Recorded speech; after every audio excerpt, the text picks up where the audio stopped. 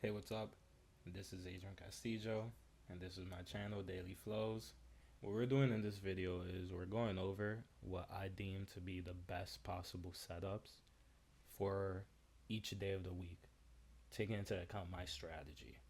You do this for your strategy. I think this is really good because every weekend, you could spend some time on the charts and it helps you build sort of pattern recognition. Because if you do this long enough, after a while, when you get on the chart, you'll see, oh, every time this happens and then this happens, it usually leads to a good long setup. Like, let's say you don't trade at all and you simply do this every weekend. After 6 months, you could get on the chart and you'll probably be able to catch a setup just using the pattern recognition. So let's hop straight into it, starting with Monday.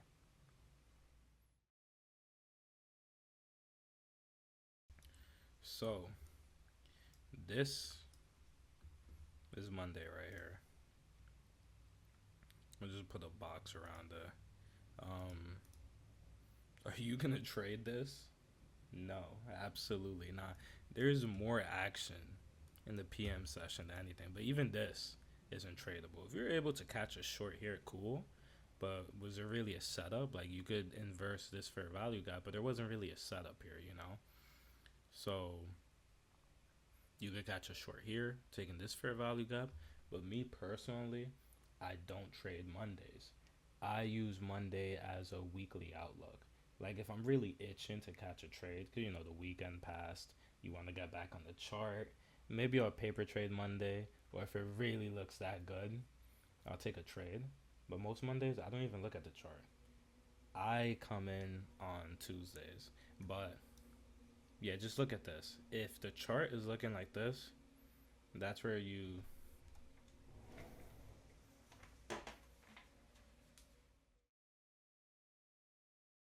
So this was Tuesday.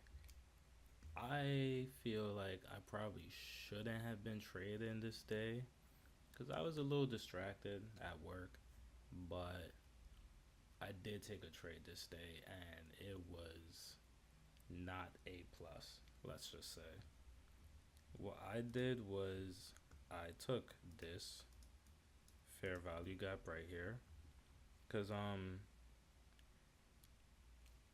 let me try and remember my reasoning behind this.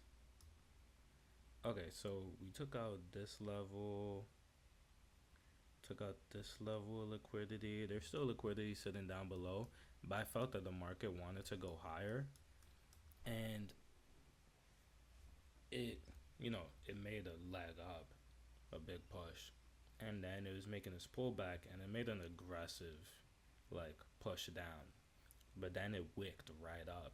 So for me, I thought this was a sign that it's going to continue up, but I knew that although this was signaling an MSS, it did not confirm one, and I took it anyways. Like, the second I got in the trade, I was just thinking like, fuck, I'm probably gonna get cooked on this one. So what I think was the best setup here, it came back down, it took out this level of liquidity, a short-term level, I guess you could call it, and then it formed this fair value gap, and it dipped into it. So we're not going to take the move off this, but it's an area of interest. You would want to see a move form pretty soon after. So after it took out this, formed a fair value gap, and then dipped into it, it formed another fair value gap right here. So using this high as your target, you could aim even higher if you want, but since this high was just created, I feel like there's more liquidity here. There's more order sitting right here to be taken out. Bounce off of here, your area of interest, formed a fair value gap, and then the fair value gap is near structure, the previous high that was just created right here. Short-term high, but it's a part of the structure. You could use it. Not a part of the structure. The fair value gap was near structure. So you could have taken a move off here, fair stop loss right below the candle. You target the high. That's a 60-point trade, 59.4 points. That's a decent trade right there. The second, I'm about 20 points up in a move or a 1-to-1, I go break even. So, you know what I would have probably done if I taken this? I would probably move my stop loss here, and then here, and then here, and then here, and just let it ride on up. I would have definitely taken a partial right here though. That's for sure. I'm not gonna lie to you and say, yeah, I would have held it. I'm not there yet. I can't just hold a trade like that. But this was definitely the best setup for Tuesday. We can move on to Wednesday now. Alright, so this is Wednesday, and let me tell you, it was so freaking hard to not just take longs at this point because my bias was to go long. And, well, first of all, it was FOMC. I tell myself don't trade FOMC, and that's my rule. I don't trade FOMC. But I was itching, so I was on the charts and I was looking at it, and my bias was to go long. I forget. Um. Okay, I forget where, right? But I wanted to pull back at a certain point. As you can see, there's no pullback in sight. It was just going up, up, and up. That sounded so cheesy. Up, up, and up. But this is what happened, right? We took out all-time highs, and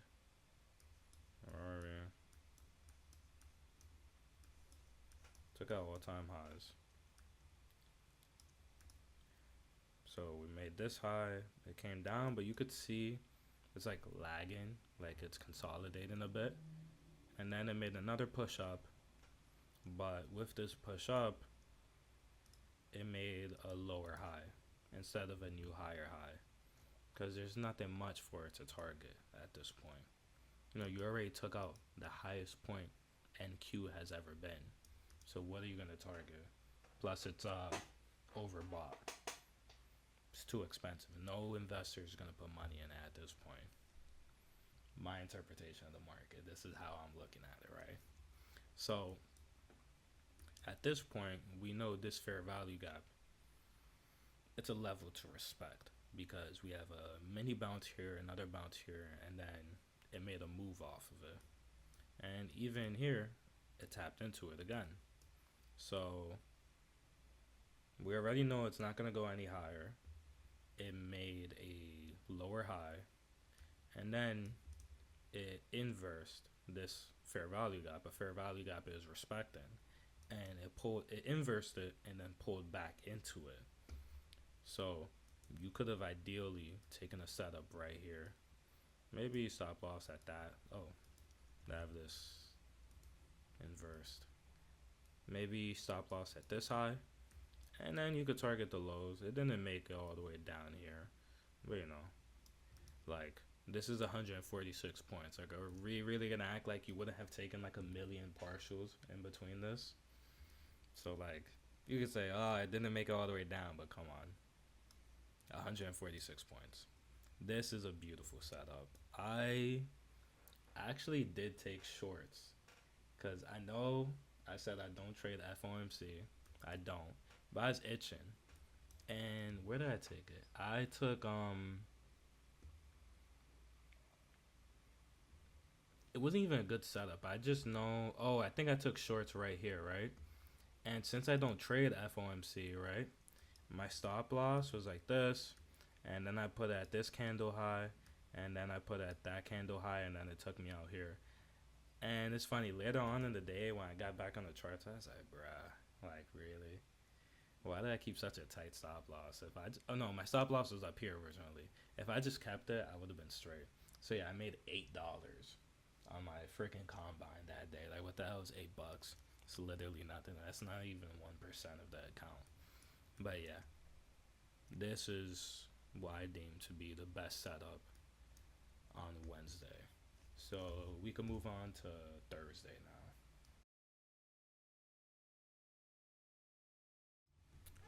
So Thursday, where I messed up, was not following the trend. The trend is your friend, as they say. But I was just looking for a reversal. So pretty much,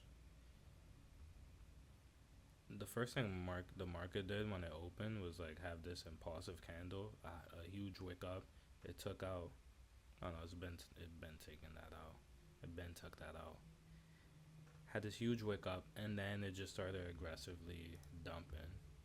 So we already took out this low, and I'm here thinking, okay, we have these long wicks. Maybe it's gonna start reversing, right? Because I want to target all-time highs again, but it did the opposite. It continued to go down. So then it took out this low, and I'm still here hoping for a reversal.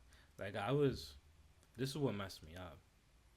I was looking for an inverse of this fair value gap. I wanted it to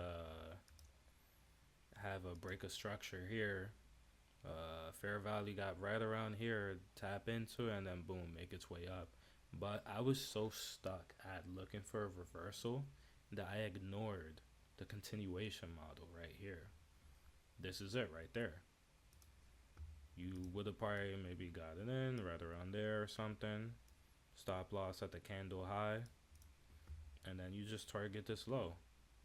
And then boom, you go about your day after that. But this is why I feel like with trading, you have to keep an open mind and you don't want to marry your bias. Yes, I was looking for longs. I wanted that reversal, but we had a very clear continuation model right here. And plus, it was near structure as well. This was a level. This was a low. Well, not a low. It was a support that turned into resistance. I know support and resistance, people clown it, but it doesn't make sense because when we look at the trade here on Wednesday, this was a support that turned into resistance, technically speaking. Okay, so we had a fair value gap here, and it was still there in a 5 minute. I don't remember why I used this specific fair value gap, but I did, and it held. So I go down to the 1 minute. The first thing price did on market open was it shot up, and it respected this fair value gap. But as you could see, bring it over, the fair value gap, it rejected here, then it inversed it, and it bounced off of it, and it formed another fair value gap while it inversed it.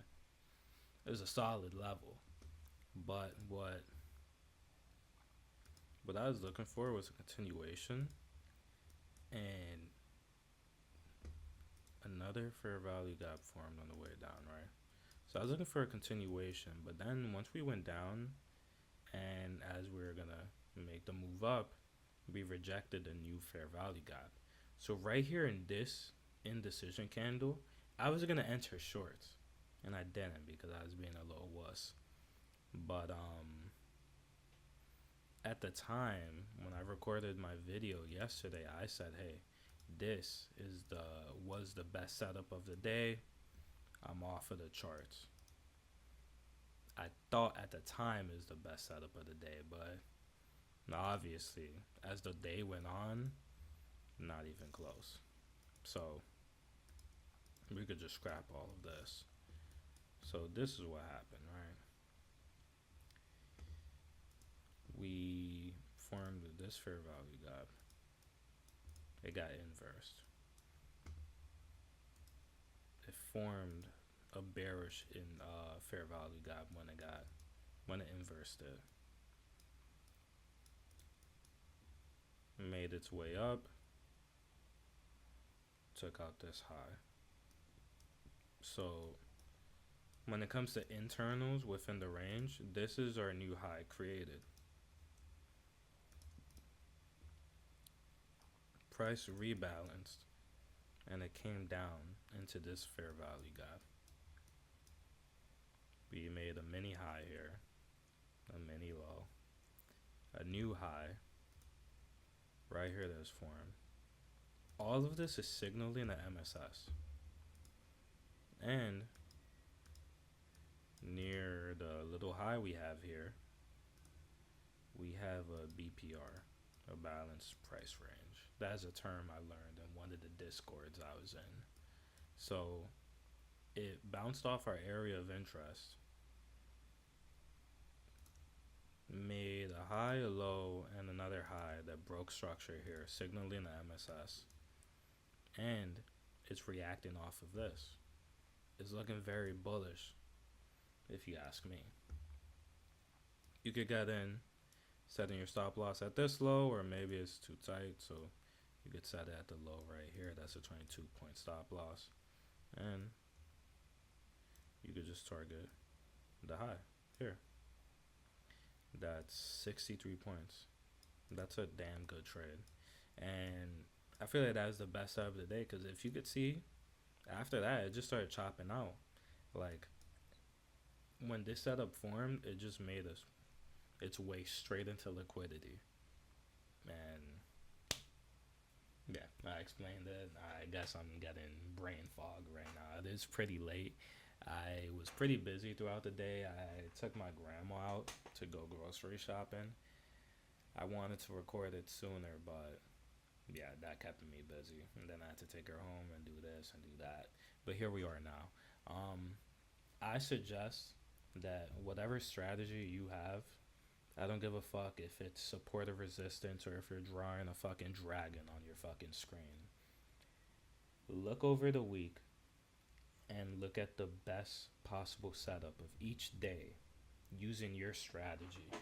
And after doing that for enough time, you'll be locked in.